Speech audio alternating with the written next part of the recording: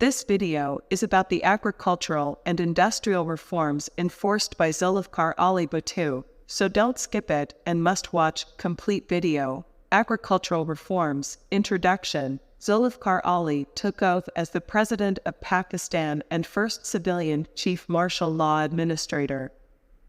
He not only made many economic and labor reforms, but made numerous agricultural reforms for improvement of agriculture in Pakistan. The basic object of his agricultural reforms is to liberate the farmers from clutches of feudal lords.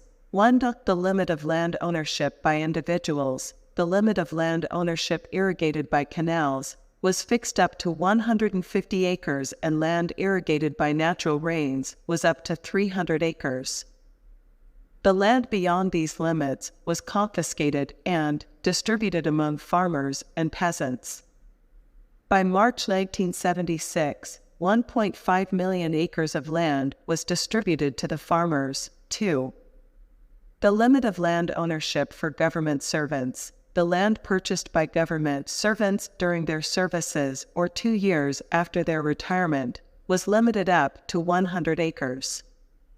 The surplus land would be taken over by the government. The army officers were exempted from this policy. 3. Exemption and limit of land ownership. No one except for educational institutions was allowed to cross this limit of land. 4. Land and water tax. Only landlords would pay the land and water tax. The peasants would be exempted from it. Livestock farms. Stables and gardens. No extra land was allowed for livestock farms, stables, and gardens. 5. Protection to peasants. The landlords were not allowed to evict the peasants one-sidedly. Only those peasants could be evicted who did not give opportunities or violated the rules. 6. Consolidation of land. Fragments of land were combined under a new scheme named Consolidation of Land. 7. Encouraging the mechanical farming. Financial aid was given to Anjuman Imdadi Bahami to support mechanized farming in Pakistan, and its services and work were recognized. 8. Easy loans. For the purchase of agricultural machinery like tractors, loans were granted to the farmers and landlords on easy installments. Conclusion. We can conclude that Bhutto improved the situation of poor peasants and farmers through these agricultural reforms. He liberated them from the cruel clutches of feudal lords. He promoted mechanical farming by providing easy loans to farmers that resulted in increase of production. Industrial reforms. The industrial reforms of Bhutto's government are as under. 1. The representation of laborers in administrative committee. The representatives of the laborers were included in the administrative committee, which was responsible for running the affairs of the factory. Their representation was 20% of the total strength, and they had the right to check the accounts and stores. 2. Annual bonus for laborers. Annual bonus equal to 1 month's salary was announced for laborers. Special bonuses were also announced in case the production increased. 3. Working hours. The working time of the laborers was rescheduled. 48 working hours within a week were regulated instead of 54 hours. They would be given extra remuneration if they were willing to work overtime. 4. Rights to pension, insurance, and gratuity. Every laborer would have the rights of old age pension, insurance, and gratuity.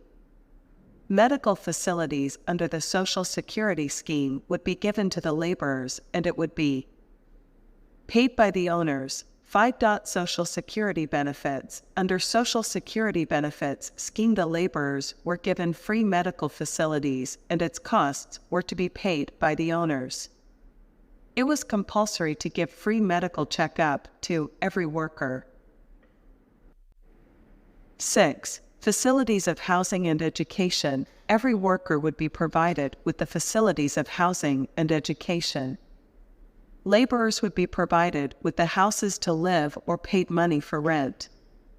The basic education of a laborer's child would be free.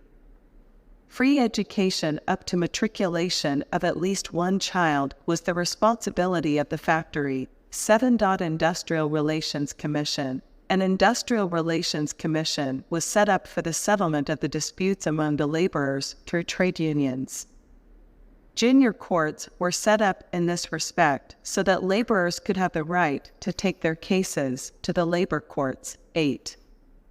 Creation of stewardship post. A post of stewardship was created who was responsible for setting differences between the mill owners and the laborers.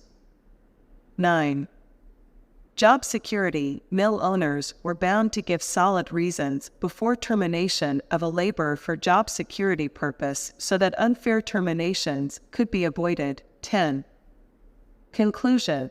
By summing up the discussion above, we conclude that in Bhutto's government laborers were given job security through the industrial reforms, and laws were made to solve problems of laborers to give social and economic security to them. Thanks for watching AR World 2020. Subscribe the channel and press on bell icon for updating latest information.